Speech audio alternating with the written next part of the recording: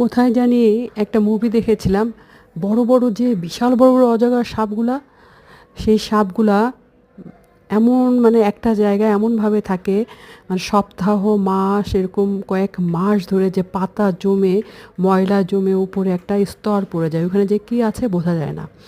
যখন কোনো পশু পাখি কোনো কিছু ওইটার উপরে এসে ওরা যখন বুঝতে পারে ওইটার উপর এসে পড়ে, তখন সে সেটাকে অ্যাটাক করে। ঠিক আছে, কিছু কিছু মানুষ আমাদের সাথে কিছু কিছু মানুষ এরকম মিশে। আমরা যদি চিনতে পারি তাহলে ভালো, আর না চিনতে পারলে আমাদের কষ্টের কোনো শেষ নাই। যাই হোক, সকাল থেকে সন্ধ্যা পর্যন্ত ভিডিওটা রান্নাবান্না নাস্তা সব কিছুই শেয়ার করছি। দুপুরবেলা রান্না করেছিলাম কাতলা মাছ আলু টমেটো দিয়ে জিরা দিয়ে, আর রান্না করেছিলাম বাঁধাকপি পাঙ্গাস মাছের তেলের মাছগুলো দিয়ে।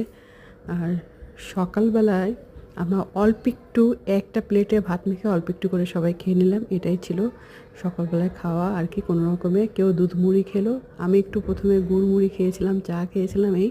আর দেখো সন্ধ্যাবেলায় যে একটা মাংস দিয়ে ক্যাপসিকাম গাজর আলু দিয়ে যা যা লাগে আর কি সব কিছু দিয়ে একটা ভাজি করে নিয়েছি, মাংস দিয়ে সবজি দিয়ে আর কি ভাজি করে নিয়েছি।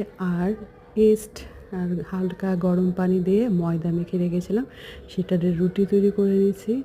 এখন সন্ধ্যাবেলায় আমরা এটার মধ্যে শসা দিয়ে আর গাজর যেহেতু দিয়েছি, গাজর বাচ্চারা খাবে না, কাঁচা পেঁয়াজও খাবে না, টমেটোও খাবে না, আর ধনেপাতা ঘরে ছিল না। তা এগুলো কাঁচা পেঁয়াজ টমেটো ধনেপাতা কাঁচামরিচ কুচি বেশি করে দিলে কিন্তু ভালো লাগে। আর এই যে মেয়োনিজ গোলমরিচ আর আর হট টমেটো সস দিয়ে মেখে আমরা বানিয়ে খেলাম শর্মা। বাসায় আমরা তৈরি করেছি শর্মা, অনেক মজা হয়েছিল। আর দেখো কত টাকা শর্মা খাচ্ছি বলো তো, এখানে 5টা কি 6টা শর্মা হয়েছে। বাইরের শর্মা কত তোমরা তো সবাই জানো। আর দেখো কত টাকা শর্মা আমরা বাসায়, আর তাই বাসায় যদি আমরা বানিয়ে খাই তাহলে টাকাও বাঁচে, অল্প টাকা খরচ হয়, আর এটা হেলদিও হয়। তো সবাই চেষ্টা করবো বাসায় নাস্তা বানিয়ে খাওয়ার। আমি প্রায় চেষ্টা করি সন্ধ্যা নাস্তাটা হোমমেড যেন হয়। মাঝে মাঝে যখন ভালো লাগে না তখন বাইরে থেকে কিনে খাই। তো আজকে আমরা শর্মা বানিয়ে খেলাম। এর আগের দিন মনে হয় 2 দিন আগে মনে হয় মোমো খেয়েছিলাম, ওটাও অনেক টেস্ট হয়েছিল, কিন্তু বেশি কাঁচা মরিচ হয়েছিল বলে আরিশা খেতে পারে নাই। আরিশা একদম মরিচ খেতে পারে না, আরিশার জন্য আমরা মরিচ খেতে পারি না, আরিশার জন্য আলাদা করা হয় আর কি।